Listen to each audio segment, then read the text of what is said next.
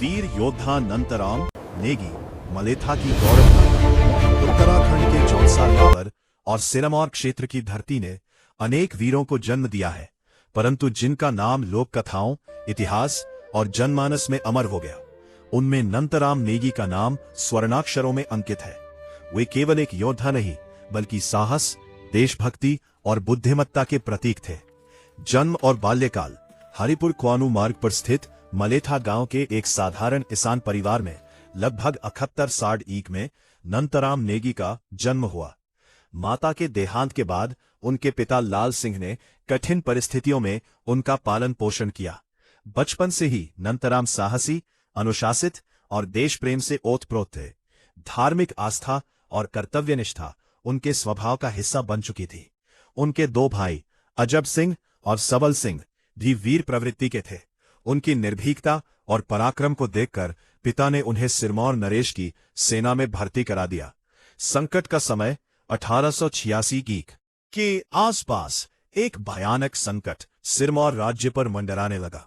सहारनपुर से एक मुगल रोहिल्ला सरदार भारी सेना लेकर सिरमौर पर आक्रमण की योजना बना रहा था। राजधानी नाहन भय और चिंता में डूब गई। राजा को लगा कि इस विशाल मुगल सेना का सामना करना असंभव है। राजा ने मंत्रियों से पूछा, क्या कोई ऐसा वीर है जो इस संकट से राज्य को बचा सके? तभी नंतराम नेगी का नाम सामने आया।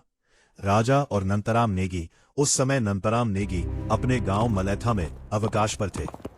राजा ने सैनिक भूप सिंह के माध्यम से उन्हें संदेश भिजवाया। राज्य संकट में है, तुमको राजा ने शीघ्र बुलाया है।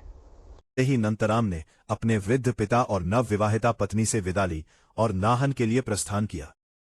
राजा ने उन्हें मुगल सेना की भयावहता की पूरी जानकारी दी और उन्हें सेनापति की जिम्मेदारी सौंपी।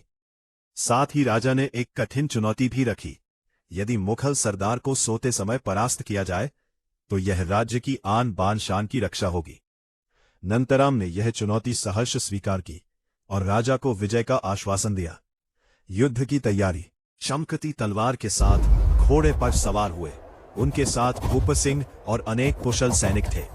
लोक कथाओं के अनुसार उनके घोड़े की गति इतनी तीव्र थी कि धरती थरा उठती थी और धूल के गुब्बार छा जाते थे। पावटा पहुंचने से पहले उन्होंने काटनस मंदिर में मां भवानी के दर्शन किए। इसके बाद वे गुप्त रूप से मुगल शिविर का निरीक्षण करने पहुंचे। मुगलों द्वारा किए गए अत्याचारों को देखकर उनका रक्त खौल उठा। उसी क्षण उन्होंने मन ही मन प्रतिज्ञा की, आज इस अन्याय का अंत होगा। ऐतिहासिक आक्रमण। रात्रि के अंधकार में नंतराम ने अपने सैनिकों को मुख्य मार्गों पर तैनात किया और अचानक आक्रमण का संकेत दिया। मुगल सरदार को विश्वास था कि कोई छोटा राज्य उसके शिविर तक पहुंच भी नहीं सकती, परंतु उसे यह जात नहीं था कि मृत्यु स्वयं उसके तंबू तक पहुंच चुकी है। नंतराम नेगी सीधे सरदार के तंबू में पहुंचे। सरदार गहरी नींद में था। नंतराम ने उसे जगाया और एक ही क्षण में उसका अंत कर दिया। इसके बाद नंतराम के साथ आए वीर सैनिकों ने मुगल सेना पर धावा बोल दिया। मुगल सेना घबरा गई और भाग खड़ी हुई। सिरमौर राज्य बच गया। विजय और सम्मान। जब राजा को विजय का समाचार मिला तो वे स्वयं नाहन की ओर बढ़े। मार्ग में ही राजा और नंतराम नेगी की भेंट हुई। नंतराम ने मुगल सरदार का प्रतीक चिन्ह राजा के चरणों में रख दिया।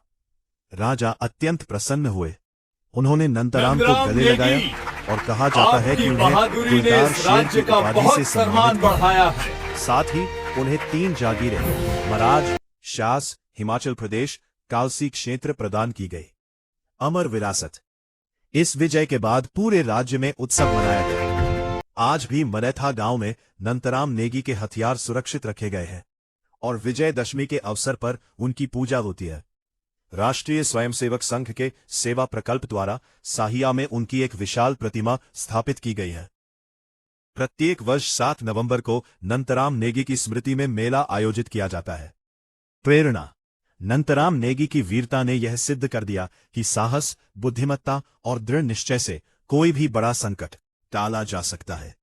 उनका नाम आज भी उत्तराखंड और हिमाचल की सीमाओं में गर्व, स्वाभिमान और शौर्य का प्रतीक है।